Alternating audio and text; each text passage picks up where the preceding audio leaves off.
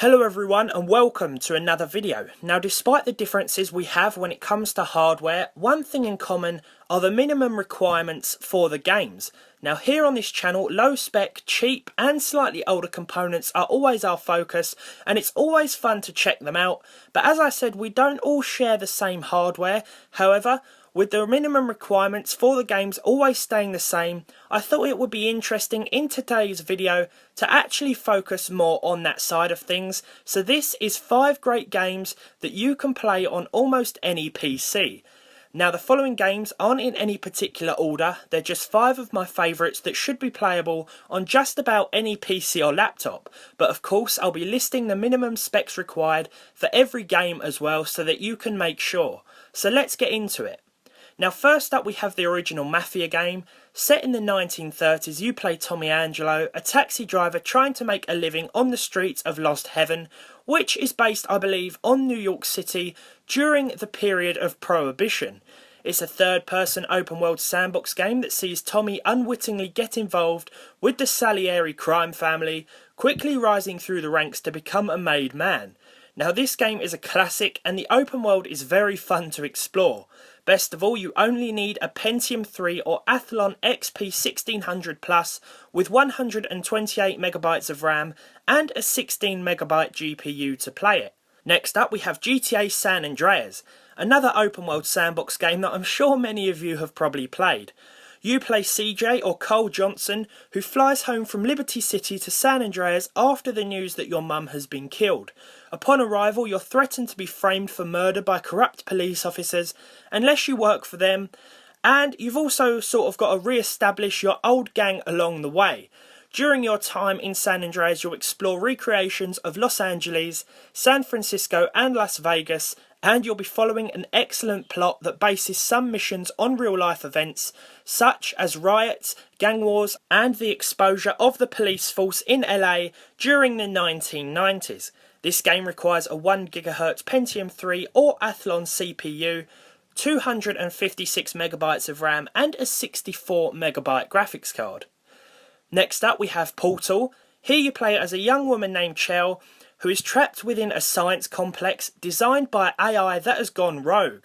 You'll be quickly given access to the, portal gun, as I think most people call it, which allows you to create portals on almost any surface and traverse areas and environments that would otherwise be inaccessible. As you make your way through the environments, the game gets harder and harder and requires you to do some serious thinking on some occasions, or maybe that's just me. You quickly find out that the broken AI of the facility is actually trying to kill you though, and things quickly take a darker turn. A 1.7GHz Pentium 4 or Athlon XP, along with 512MB of RAM, and pretty much any DirectX 8 supported graphics card are the minimum requirements here.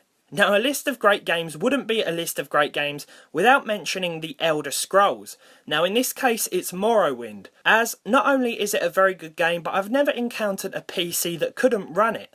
You are taken away from an Imperial City prison to the land of Morrowind with no explanation as to why.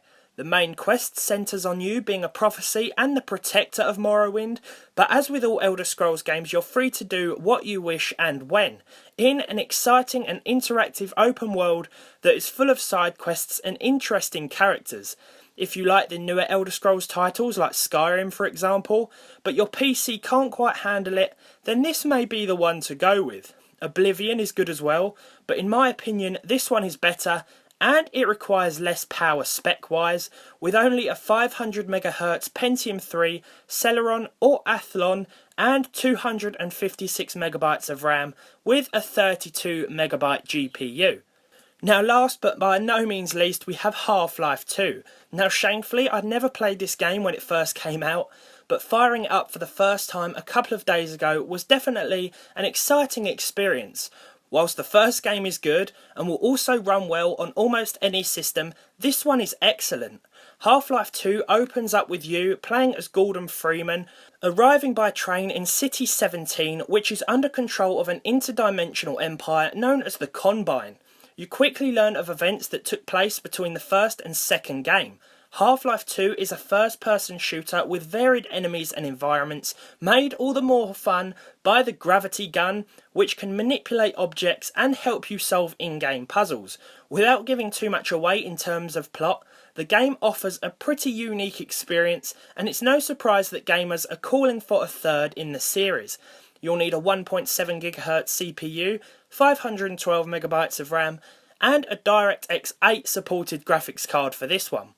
So there we have it. Now I've tried to choose games that will run on pretty much anything so that anyone can enjoy them regardless of whether you're using a desktop, laptop or even Windows tablet. There are so many games out there that can be enjoyed on even the most basic of systems, and I hope that you guys will enjoy these just as much as I did. Some of you may have even played all of them. Remember, if there's a game out there that you want to buy but you're not sure if your PC is up to it, just type it in Google, followed by minimum specs, and then you'll know for sure.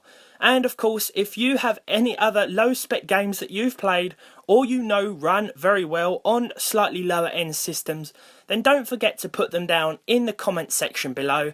And as always guys, thank you so much for watching. Leave a like if you enjoyed this video, leave a dislike if you didn't enjoy it so much, subscribe to the channel if you haven't done so already, and as always, I'll see all of you in the next one.